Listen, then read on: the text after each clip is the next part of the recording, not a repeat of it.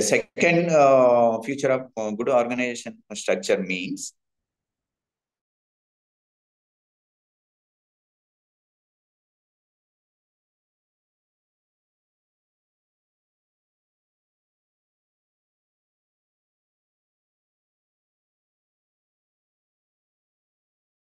these should be organized in a hierarchy. Now, third one is coordination of activities. Coordination of activities. The features of good organization law, this is the third one. Activities needs to be managed and coordinated with a specific authority assigned for oversight.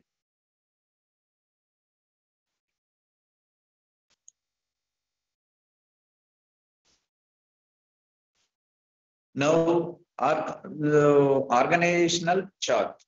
An organizational chart is a visual diagram that represents the structure of an organization. The organizational, before we are discussing the features of good organizational structure, now we are discussing organizational chart. What is the concept of organizational chart is that an organizational chart is a visual diagram that represents the structure of an organization. It shows employees and their position, reporting relationship, who reports to whom, lines of communications.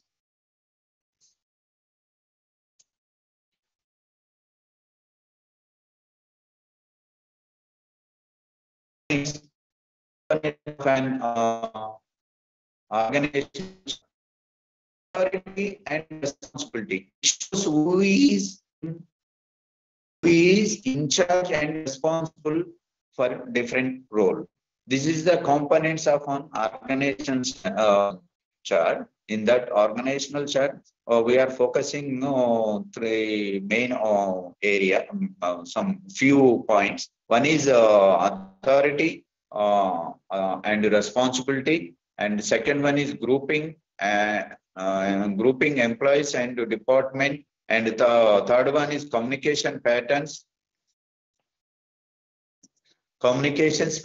These are three major organizational charts. So now we are going to one by one. First, we are looking to authority and responsibility. It shows who is in charge and responsible for a different role. Now, second one is grouping employees and department. It shows how employees and tasks are organized into teams, departments, and the larger organization. Now, third one is communication pattern. It defines how formal communications flows within the organization. Socio-technical approaches. Now we are discussing socio-technical approaches. In that socio-technical approaches, the socio-technical approaches developed by Eric Trist, and his team at the Tavistock Institute in the 1940s. Institute in the Tavistock Institute in the 1940s. Focus on balancing social and technical. Social means people and technical means technology systems in the workforce. It views organization as a combination of social, technical and environmental system that must work together for success. The approach emphasizes improving job design and work organization, especially when introducing new technologies to ensure effective and efficient functioning. It introduced the idea of organizational choice. meaning technology influences work but does not dictate task arrangements. First applied in the UK, India, and Europe in the 1950s. The approaches gained traction in the 1960s with the concept of industrial democracy supported in Norway. It was later adopted in the US by companies like General Foods and Protect, Protector and Gambling, proving its value in improving workplace efficiency and employee satisfaction.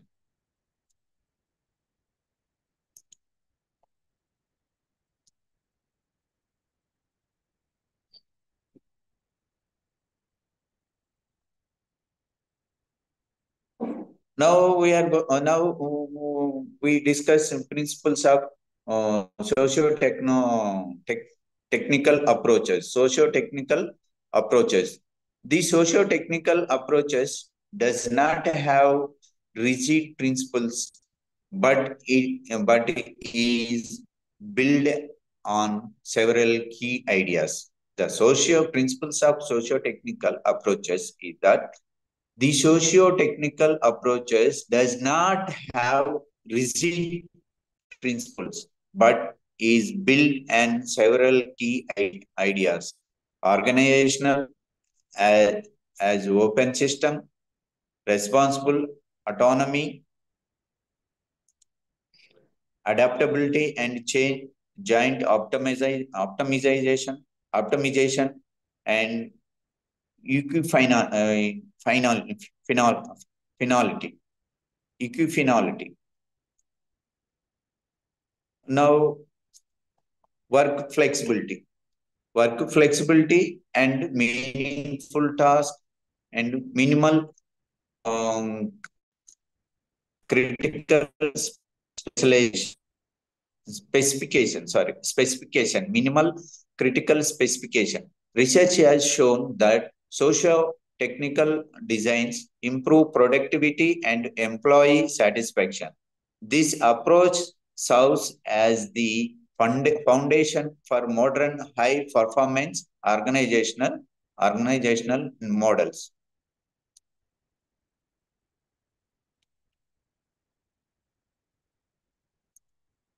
Systems approaches. The general systems theory introduced by Ludwig von Matlin in 1968 views organization as systems made up of interdependent parts working together to achieve goals. According to Cost and Roshan, a system is an organized whole with components or subsystems defined by boundaries that separate it from its environment. In organization, these components interact and depend on one another for effective functioning. The key concepts of system theory, components of a system. So the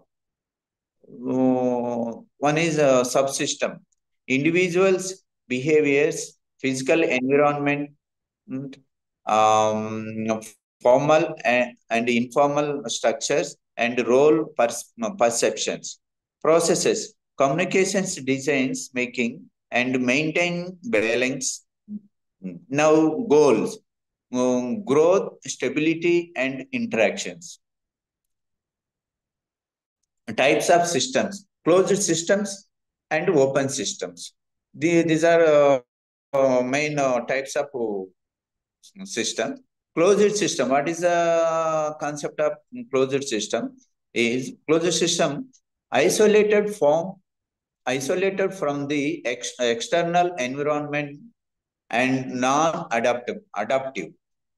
Closed system means isolated from the external environmental, from the outside or external environment, and non taken the outside, and open systems, exchanging information and resources with the environment, adapt to changes, and maintain balance through inputs, information oblique resources, processes in the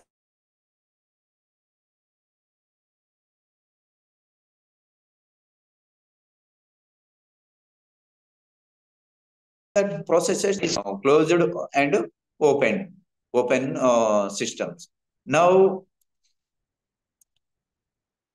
discuss the open system. Open system functioning. How can it is functioning? What is the major components of this open system function? Like we are discussing. According to open functioning, first one we are discussing in that open function system functioning, input information or resources from the environment. Throughput, processing the input to address external factors and adapt accordingly. Output, results that restore balance and determine effectiveness. And positive feedback confine effective processes, while negative feedback signals the needs for corrections. Now, subsystems of an organism. Technical subsystems represents the formal structures, including technology, rules, policies, and workforce. Focuses on input, decision making, and achieving common goals through synchronized responsibility. Synchronized responsibilities. Now, social subsystems provides employees with social satisfaction and support. Employees join social groups, suppose example sports or clubs, to enhance their workplace experiences. These groups influence organizational culture and goals. Power subsystems represent the dynamics of authorities, influences, and privilege within the organization. Now, next one is power is based on skills, positions, or relationship, and influences decision making and goal achievement. Interaction and overlap. The technical, social, and power subsystems often overlap the influence one another. Individual behavior is shaped by these subsystems, and each contributes to the overall functioning of the organization.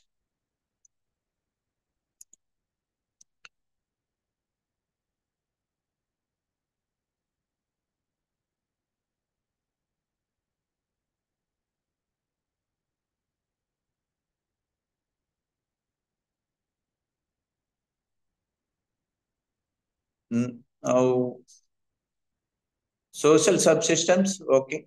Now, second one is power subsystem, represents the dynamics of authorities, influence, and privilege within the organization. Power is based on skills, positions, or relationship, and influences decision making and goal achievement. Now, interaction and overlap. The technical, social, and power subsystems often overlap and influences one another. Individual behavior is shaped by these subsystems, and each contributes to the overlap functioning of the organization. Now, effectiveness and growth. The system approaches emphasizes long-term growth and sustainability. Organization must maintain homeostasis, balancing. Homeostasis means balancing to adapt and thrive in changing environments. This approach forms the basis for understanding organizational behavior and achieving long-term success. Now, features of systems approaches. What are the features of systems approach? A system is made up of part that are connected and depend on each other to work as a whole. Instead of looking at each part separately, it's important to study how all the parts work together. Every organization has boundaries that separate internal parts from the outside environment. A system gets inputs from outside sources or other systems, processes them, and then sends outputs to other systems. Now, an organization is affected by changes in its environment and must adjust accordingly. This system, the system's approaches focuses on the overall effectiveness of the whole organization, not just its individual part. While the general system approach looks at the organization as a whole, specific areas like information, planning, and control use more specialization approaches. The main goal of these systems approaches is to help the organization achieve its objectives by considering how all the parts work together. So now, in that fourth unit, technical and system approaches to organizational structure in the one of the areas is major concepts of the systems approaches. What are the major concept of the systems approaches? So now we are going to major concepts of the systems approaches, like one by one. The systems approaches is a way of looking at an organization or system as a whole where all the components are connected and affect to each other. The key concepts of these approaches are holism. Any change in one part of the system can impact the entire system, either directly or indirectly. Now, one is specialization. Each components in the system has a specific role. Every component has a specific role, and the system is divided into smaller part to better understand each component's functions. Non summation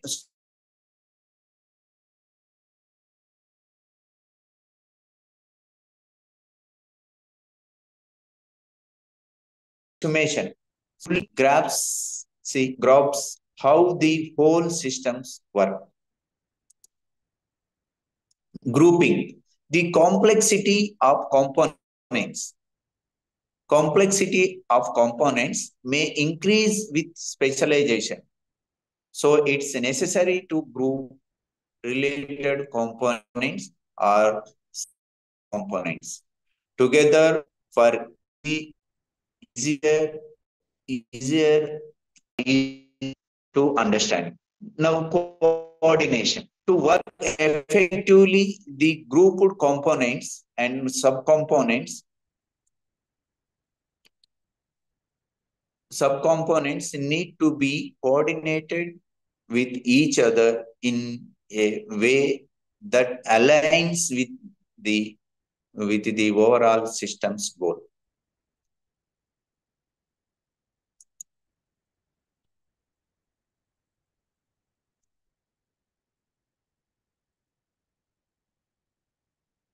Now, emerging properties. Sometimes the properties of a group of interrelated components are different from those of individual parts.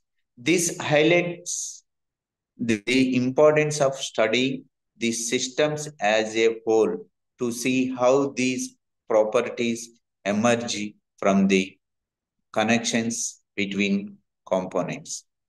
These components help us view the system as an integrated whole, with each part contributing to the functioning of the system in a unique way.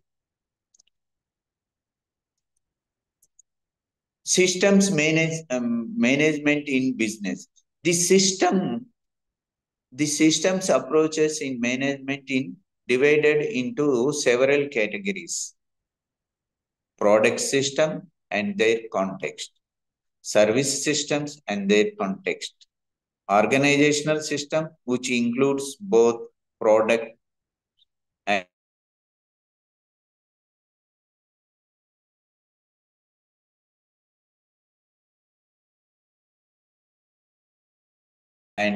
some larger environment context in which organizational system operate. In a business context, applied systems at the product level often starts with analyzing various inputs to the system, such as material, machineries, and people.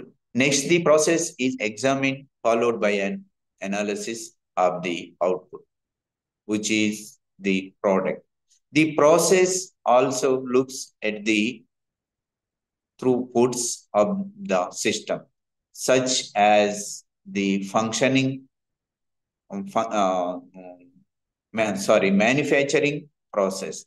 After this analysis, the input, throughput, and output components are elevated based on how they interact with one another.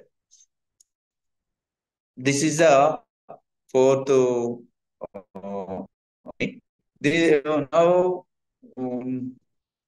today we are discussing in three and fourth unit syllabus topics. 3 and 4 unit organizational behavior and science.